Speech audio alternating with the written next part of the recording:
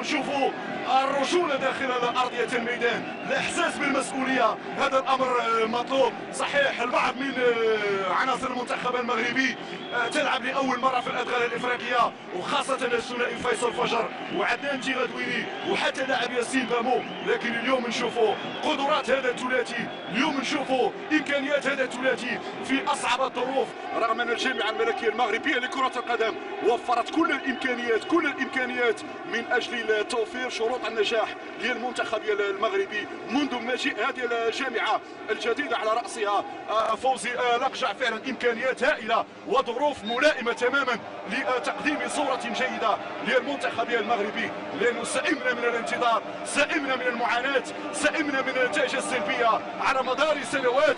يتساءل الشارع الرياضي المغربي اين هي النتائج؟ اين هي الانتصارات؟ اين هو الحضور في كاس العالم؟ يعني في 4 محطات فقط، والبحث هنا جار عن الحضور الخامس في نهائيات كاس العالم بالنسبه للمنتخب المغربي. هذه كره في وسط الميدان، حذاري من هذا اللاعب خافيير بالبوا امامنا على الصوره، يصطاد هنا ركله حره، نعم لفائده المنتخب الغينيا لا استوائيه. لاعب عنده مهارات، لاعب عنده الامكانيات، واللاعب اللي قد يخلق الخطوره في الخط الامامي خافيير بالبوا صاحب 30 سنه، واحد من اللاعبين المخضرمين في تشكيله غينيا لا استوائيه. هذه مباراه رقم 21، وسبق له ان سجل 4 اهداف. مسار طويل، والخاتمه هناك بالدوري السعودي مع نادي الفيصلي. هذه عرضيه، جول اول لمنتخب غينيا.